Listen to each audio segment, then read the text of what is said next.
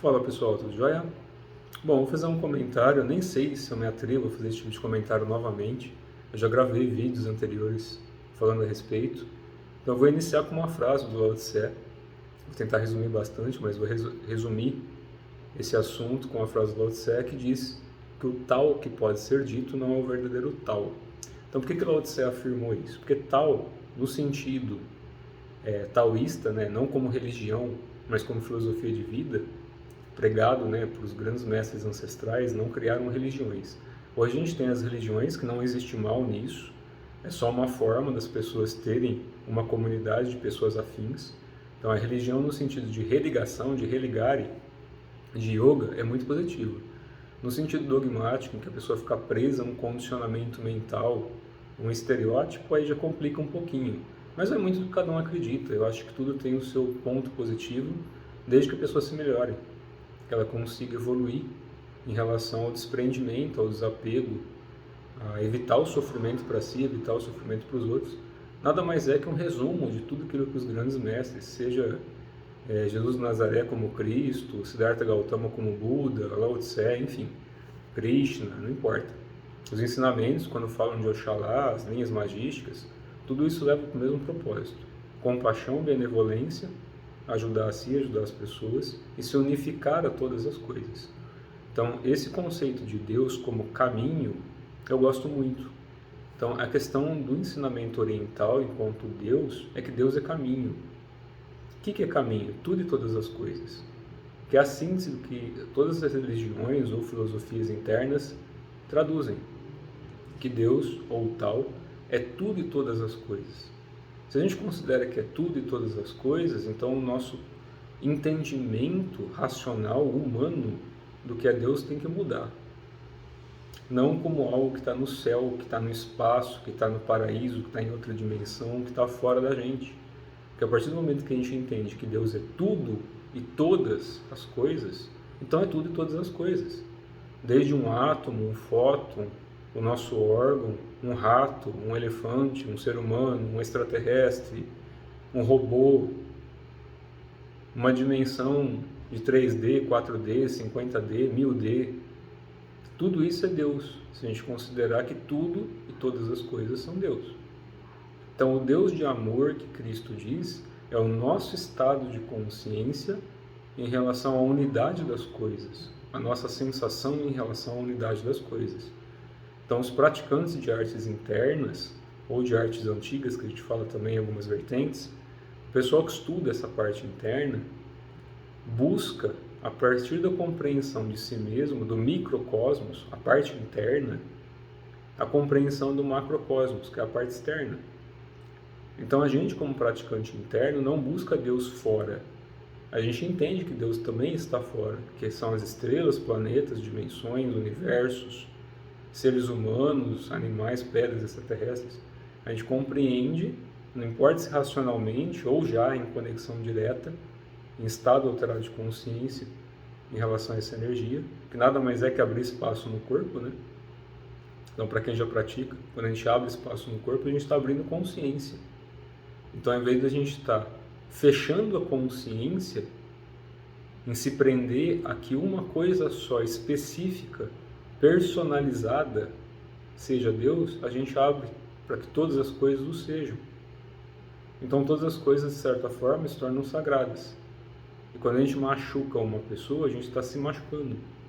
Se a gente pensar isso em entendimentos de partículas, de átomos, na ciência comum da era atual da humanidade não entende que os átomos estão todos interligados, que a energia está toda interligada, que os fótons estão todos interligados, que os táquions estão todos interligados, que a menor partícula do universo não coexiste ao mesmo tempo no tempo e espaço em todo o universo.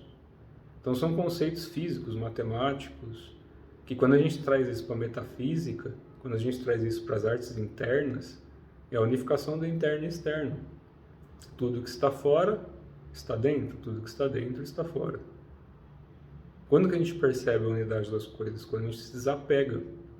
Por isso que nos tratados antigos se fala tanto do desapego. Não é o desapego de desdenhar. As pessoas confundem muito na tradução desapegar com desdenhar. Então a gente fala desapegue, aí a pessoa começa a ignorar o mundo, quer fugir do mundo, ignora as pessoas, quer fugir das pessoas, ignora tudo e quer fugir para algum lugar. Como se Deus estivesse em algum lugar em que a pessoa vai chegar lá, vai ser recebida e vai tomar um cafezinho, talvez, não sei, comer uma bolachinha, contar a história da vida dela e depois fazer alguma outra coisa.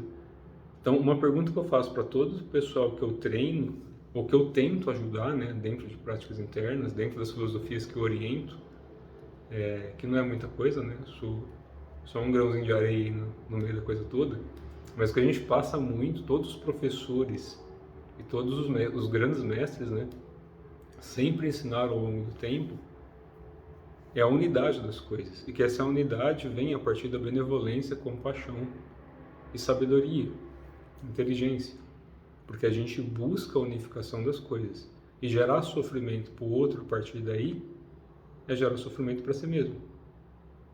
Porque se todas as coisas estão interconectadas, desde o núcleo de um átomo até um estado de consciência, em que para a humanidade atualmente o estado de consciência humana é muito evoluído, mas se a gente pensar em todas as espécies espalhadas pelos planetas, pelas dimensões, pelo universo todo, que pela ciência atual é infinito, e que mesmo que a gente fale dos superuniversos, ainda assim existe uma estrutura que sustenta isso tudo, que não dá para ser qualificada. A gente entra por aquela frase do Lao Tse, né? Que o tal que pode ser dito não é o verdadeiro tal.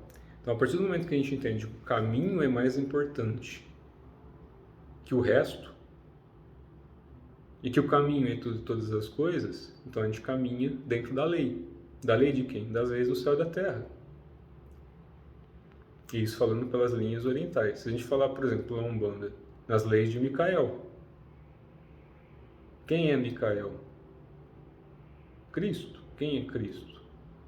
Um estado de consciência e não uma pessoa.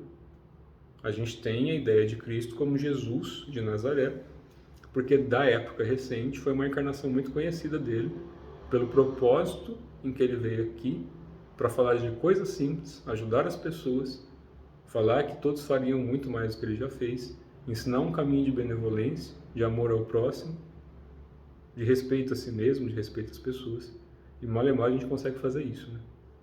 O que é a mesma coisa que foi dito por Buda, quando falava que sentiu o sofrimento de uma formiga do outro lado do planeta.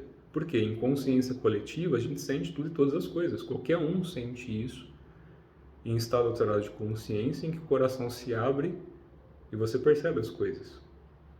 Qualquer um pode se tornar assim, qualquer um pode ser alguma coisa. As pessoas já são isso, elas precisam só de recordar. Sócrates já falava isso lá atrás, né? Que a gente não aprende nada, só recorda o que esqueceu. Isso é abrir espaço. Então todos os grandes professores, todos os grandes mestres que passaram pela humanidade nunca ensinaram para a gente buscar alguma coisa fora da gente, ou fora das pessoas, ou fora de algum lugar. É dentro da gente.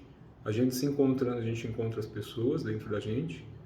Então o sofrimento diminui, a fraternidade aumenta, diminui o caos. Mas isso, por enquanto, para muita gente é utopia.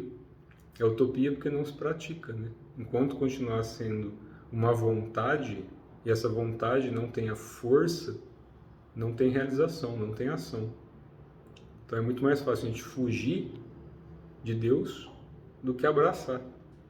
Porque é mais fácil a gente esperar que a gente morra, desencarne, para se tornar quem a gente cobra do próprio Deus, né? De quem a gente cobra as nossas entidades, anjos da guarda, guardiões. Então a gente cobra o que não quer ser aqui. Quer ir para algum lugar paradisíaco, tomar água de coco prânica com bolachinhas de mel de nuvens. Eu acho que quando a gente desencarna, e a gente entende e sente que as pessoas fazem parte da gente, ou você vai querer curar o mundo da própria ignorância, e a ignorância é treva, né? Treva é ignorância. Ou a gente permanece em sofrimento. Porque se você for uma boa divindade, você não foge. Você cura a si mesmo, porque você vai entender que tudo e todos os que estão ali fazem parte de você também. Então o Deus que está na terra, o Deus que está no céu, é o Deus que está no nosso coração. Então tentei responder da minha forma, espero que ajude algumas pessoas. Tá certo? Tudo de bom.